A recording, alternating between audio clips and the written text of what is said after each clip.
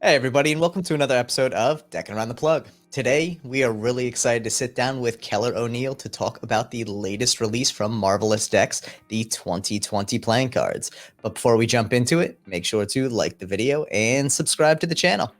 And please ring the bell. So Kellar, how you doing, man?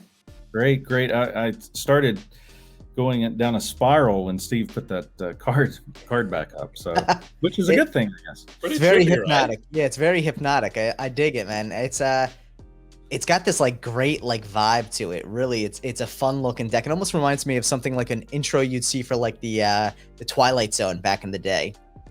Yeah, so of course, the concept with this 2020 deck was, man, the past year, how chaotic Yeah. has it been for everybody? And Yeah. and the thing is very much, and I want to say this very much, of course, on a serious level, because 2020, it was all, all this happened because of the COVID-19, and but it threw everything else. I'm not going to say down the drain, but it threw everything else, down that spiral, and we've all had to make adjustments on living, Yeah. Yeah. and our marvelous decks. The tagline is the marvelous details of life, and that life surrounds us. And this particular deck, we thought that it would be just a fun way to um, delve into our life as people Right. for the 2020 deck. And so we've enjoyed producing it, and we hope that everyone enjoys looking at it and playing with the cards when they receive them. Yeah. Very cool. There's some fun court cards in here for sure. Going through it, I'm trying to figure out what they what they symbolize, and some of them I can figure out, a few of them I can't. But that's kind of the fun part about going through the deck. Yeah, and also with this deck, we felt that it needed to tell a story, which I think is very important when you Yeah. create a deck of cards, that you have something that tells a story. And of course, we're used to collecting cards, playing with card decks, but I also felt that it was something that this deck is priced affordably, that it's something that you can buy for your family and friends, and give them as almost as a memory of that crazy year, and in 20 years, 30 years down the road, when we're talking to our children and grandchildren, we can say, man, you remember that crazy year? Yeah. And it's sort of a conversation piece as well. Yeah. Very nice. Sure. And so, like you said, Marvelous Decks being about the details of life. When did you know that you had to create a deck revolving around 2020? Well, so this deck started being worked on, I would say, I think it was the end of October of 2020. And at that point, I had started, looking around. I was thinking, man, there's so many different things. People were going nuts looking for toilet paper, for instance. And people were spending a lot more time at home with their pets, or staying at home, and they're trying to work, and their kids are at home from doing school at home, so they're all running around like crazy, and people were going almost mad in some sense of the word. And so when I got to thinking about that, I thought, there's so many different photos or drawings that could be associated with this. And so I met with the artist of this deck, Kevin Keegley, and he said, yeah, that would be awesome. And he already immediately, as we started talking in person, I could see his wheels spinning, and we actually sat and he did some sketches, and we went from there, and he proceeded very quickly on those images. And we went back and forth on some of those, but ultimately after we met, we were like, this is something that not only we would appreciate creating, but we believe that people would appreciate just having it as a memento. Yeah. Here's one of my favorite ones. This one, I think we all know. The sports games, putting the cardboard. Can you get that? Putting the little cardboard cutouts in the seats. Yeah, no fans in the stands, but cardboard cutouts. And that happens to be, I think, the baseball game. Yeah. Which may have been the first. I'm not sure. May have been the first sport to do that. I think so. Yeah. They were selling, weren't they? Or you could, I guess you could buy certain seats next to your like favorite celebrity. Yeah. Now, of That's course, too one of funny. my favorites is this one. Everybody remembers the murder hornets. Yeah. Yeah, it had nothing to do with any of the other stuff, but people, they got to thinking. They were like, "Man, this is the COVID-19, and now we got the murder hornets, and so they're all just sort of fun." This one right here, um, I'm sure a lot of people Other way, spent go the a other way. lot more time, a lot more time, enjoying their beverages. Yeah. Yeah. At home. Without a doubt. No, it Yeah. was definitely a unique year, and I think the representation in the deck is just so fun, but at the same time, it's a great like memorialization of everything that did happen. I mean, again, you mentioned the murder hornets was such like a blip on the radar looking back at it, but at that point in time, it was a genuine concern that was just swept away with the pandemic. Yeah, for sure. And of course, with all the fun cards that are in there, of course, there's the more serious cards, and we wanted to really pay close attention to, of course, the people who are in the healthcare industry who have really, really worked so many hard hours to help save people's lives. Yeah. Absolutely. And, Yeah. we Even wanted today. to keep that in mind. Yeah. And so, the cool thing I think about this deck as well is you decided to make this a made in the US project. You have a lot around the idea of bringing, you mentioned your designer, and I know we mentioned this a little bit earlier that he's actually local to you. And I think it's great that you're trying to bring a lot more of this business through this deck to the US. So tell us a little bit about the motivation behind that. Yeah, so of course, we all have been through, especially those who produce, no matter what you produce, or if you go to buy something, for instance, like the toilet paper, you come to the conclusion that there's some fantastic manufacturers across the world, but with the pandemic, there have been issues of different types of materials, whether it be paper, ink situations, delivery situations, because there are a lot of manufacturers who people have had to quarantine, and so their staff has been reduced. And so Yeah. when I got to thinking about producing this deck, I love all the card manufacturers, and everyone has their specialty, but at the same time, in order to be able to produce something, on the timeline that I wanted to produce this deck. And I'm also, I love that we can produce things all around the world, but also here in America. And so, of course, this deck has made in the USA on the bottom. And being that, of course, we're an American company, the artists here in the USA as well. And they were printed here in the USA.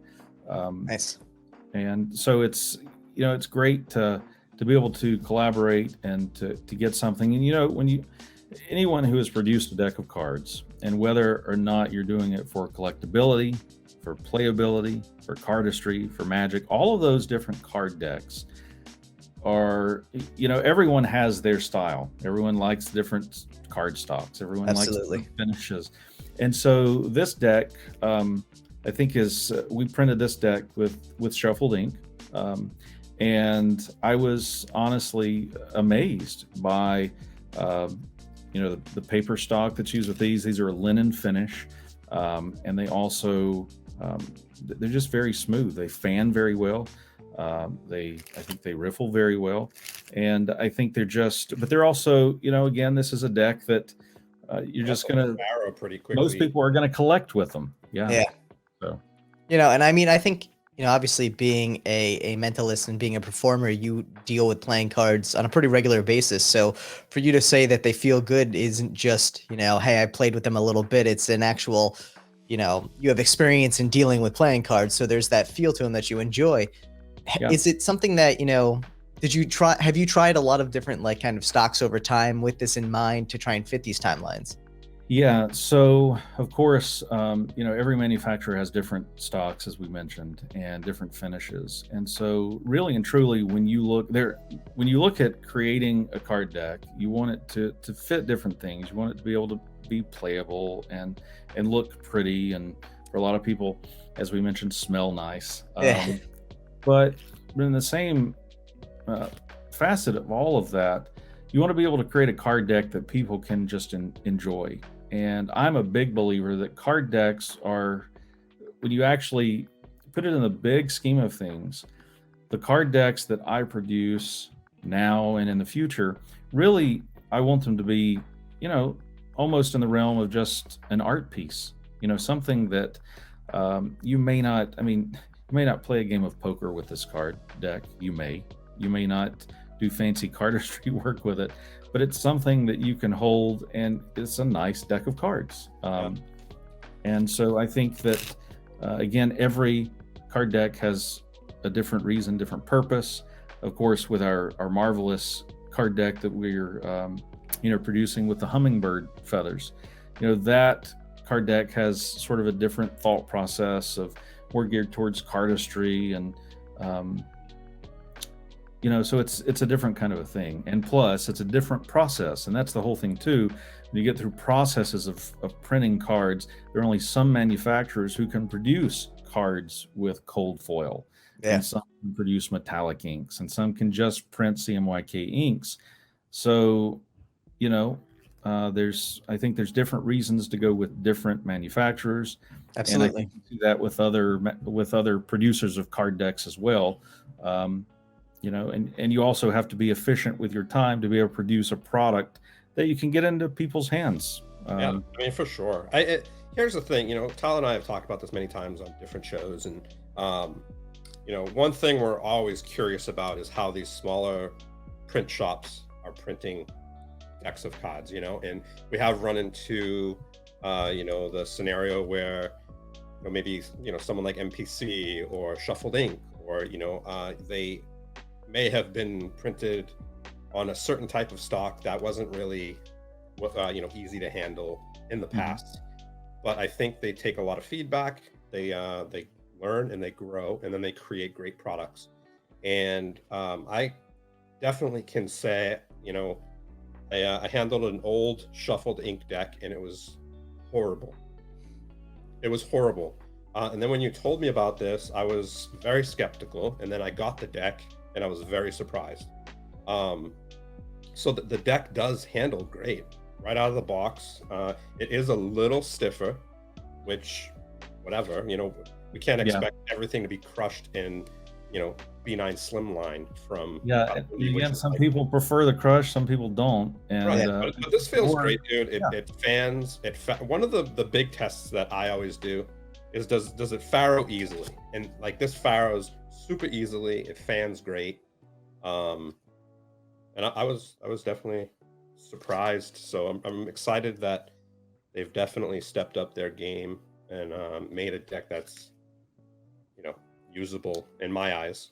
Well, and I think you're going to start seeing more and more of that from all manufacturers, because I think that what you find is you've got everybody, when they think of card production, they think of a few manufacturers, but in essence there are way more manufacturers than that. And I think that as we grow as card deck producers and lovers and collectors, that we're going to see a lot of cool things come out that we've not seen in the past, because it's making people up their game. Absolutely agree. And I think I love seeing that innovation. I think it really makes it exciting. And like you said, there's different use cases for what the intended purpose of the deck is. And I have to say, I think for the back design on this one, I would love to see it in motion and cardistry, thicker stock or not, because I think that hypnotic style design to it really is going to look great in motion. I think it's exciting too. And when it comes to that hypnotic look, when we went with the tuck designs, which I love, and a shout out to Chris at Fresh Impression, and man, he is the top. He's the top of the top, in my opinion. And I think that it takes someone with close attention to detail to create such magic. And of course, there are lots of letterpress shops. There are people who create card tucks for other manufacturers of card decks. But again, there are a lot of people that can produce beautiful things that are not as well known. No, absolutely. Now, speaking of tuck boxes, there's two different tuck boxes. Can you explain the difference between the two, and kind of give us what made you choose these two different colors? So there were lots of color variations that were looked at, and first, what I chose was the blue stock that's used. And if you notice, that blue stock is got a sparkle to it itself. It's Yeah. shimmering, and of course, I know you like to associate the marvelous, the shimmer, and that's actually part of my concept. I love shiny things as well, and so you'll see on a lot of elements of future decks, you're going to see a lot of shimmer coming, Yeah, and nice. and so we chose the blue stock. We looked at different colors. The silver hollow immediately stuck out in my mind, and originally it was just going to be just standard silver hollow, and then I started looking at this particular foil, and I'm like, man, I've got to go that direction. And so when I created the concept of doing the gilded cards, I decided that there needed to be two different tucks. Okay. Yeah. You've got one right there. That's the silver hollow tuck, which, just so you know, there are only 30 of those in existence, and Nice. there are 60 of the red in existence. Here's the red. I'm not, as we're speaking right now, I'm pretty sure that those have they've all sold out. So, yeah. And that is the exact foil, by the way, that you see on the gilded edges. It's the same Dude, foil used on That's the so top. cool. It's so cool how perfect that is. Like, seriously, when I obviously took the shots for the deck, Mhm. but when I was taking the shots and lining it up like this, it's literally the same. Yeah, it lines up awesomely. Yeah, and so it's Literally. yeah, I think it's very important. From a production standpoint, and I have a print production background, and the thing is when you create something, I think cohesiveness and design is very important. And I think Agreed. that sometimes they'll rush through something and they don't think through some of those details. And even though it's a minor detail to some, I think it's extremely important to Yeah. be able to produce something that's over the top. Yeah. And something else interesting, Steve, you probably have one in your hand as well. But there was a surprise that was placed on social media with the gilded decks. And there it is right there. You see these blue gilded decks. They're only very few in existence. 8 of these have been packaged in a tuck, and everyone who is ordered or will Packaged in this order, tuck, right? yeah, it'll come in that tuck. Everyone who has ordered 2020, 1 deck, 5 decks, however many, these have been placed in the tucks. I don't even know which tucks they are. So when they go into the boxes, 8 random people will receive this blue hollow gilded deck. That's which is awesome. so tremendous when they get it in their hand, because no one knows until they open up the box. Yeah, that's so cool. Everybody knows I'm a big fan of the blue. There's another look at it, and I love how it has like the geometric sections in it. Yeah, and I have to credit, honestly, Steve, when we had chatted about the 2020 deck, I thought about doing something special, and he said blue would be so fantastic on that. So that's what you end up with. And just so you know, I sort of, honestly would like to sort of make this whole concept maybe a trademark of Marvelous Decks. So in the decks to come in the future, there's going to be some cool things too, some surprises in very limited quantities Nice. that people will get as a surprise as well. So That's exciting, Val. That's really exciting, and I think it's a great way to kind of give back to the people who are supporting the brand. And that way, those really limited but fun kind of experimental decks. Yeah. well, it is mind-boggling, and it just takes you back, so humbling that people in the community are just so fantastic. And it starts with community, and it starts with people having respect for each other. We all, we're doing different things. We're creating different decks. We're playing with different decks. We're showcasing the talents of artists. But when you bring it together, like, we're here to support each other. Yeah. And it's such an awesome community that we do that. And I hope that the people who continue to join in the community continue that tradition, Yeah, no, I agree. It's so important. We're all doing different things, but ultimately we're doing it for each other. So yeah. I mean, we're just trying, everybody's trying to do their part in, that's right. Making this community more enjoyable. Mm-hmm. Absolutely. So I'm glad to be a part of it. Yeah. We're glad to have you as a part of it because I think you're showing such amazing innovation with the way that you're going with these decks. I mean, between the Hummingbird deck and now this 2020 deck, which for anyone watching this are available at marvelousdecks.com, absolutely gorgeous. And I love to see that kind of I don't want to say non-traditional gilding because there's all these gildings always available, but gildings that people aren't always picking for their decks. I mean, it kind of almost adds it kind of adds like a celebratory nature to the deck in the sense of like, hey, like 2020, it was crazy, but now it's over. Here's some like confetti style gilding, which I love. Yeah. And, we should all celebrate that, for, everyone, of course, didn't, because of COVID-19 and different situations, it affected so many people with losing family members and such. So there were a lot of things that, we lost people. I think a lot of us felt like we lost opportunities with different kinds of things, with all facets of life, whether it be with work, whether it be with, friends and family, or just things that, not being able to go to a concert, Yeah. And so I think it got a lot of people down, and we're still going through a lot of that stuff. But at the same time, I think this deck celebrates the ability to keep on keeping on. As it says on the back, and I'll read this on the back of the tuck, it says, "The year 2020 caused everyone around the world to rearrange their normal. This official deck will serve as the reminder that through the highs and the lows, we will go on." And so, that's so important to remember that, you just have to do what you do and do the best you can. And we'll all make it through one way or the other. So Yeah, for sure, man. Absolutely. Absolutely.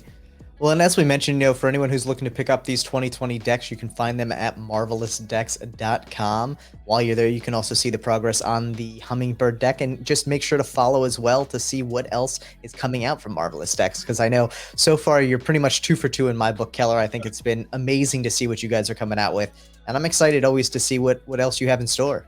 Yeah, well, I'm looking forward to all the shimmer that we got coming. Oh, there's lots of shimmer coming, and there's lots of other not necessarily shimmer, but just satisfying. Maybe. Nice. That's a good way to look at it, though. You know what? Decks of cards, especially from that artistic point of view, should be satisfying. Yeah, I agree. Sure. Nice, man. I'm curious to know which gilding is everybody's favorite. Is it the red, the blue, or the hollow? Leave a comment below. Let us know which gilding you prefer. Yeah, and for anyone who hasn't, make sure to go follow Marvelous Decks on Instagram and check out the site. And Kellar, thank you so much for coming on, man. We appreciate you always coming on to tell us about the new stuff you're coming out with. It's always exciting to see. For anyone who's interested in those gilded ones, I just took a quick look, and the silver has already sold out. So at the time we're recording this, only the red are left. It may end up being that they're sold out already, but if they're not, make sure to pick them up before they do.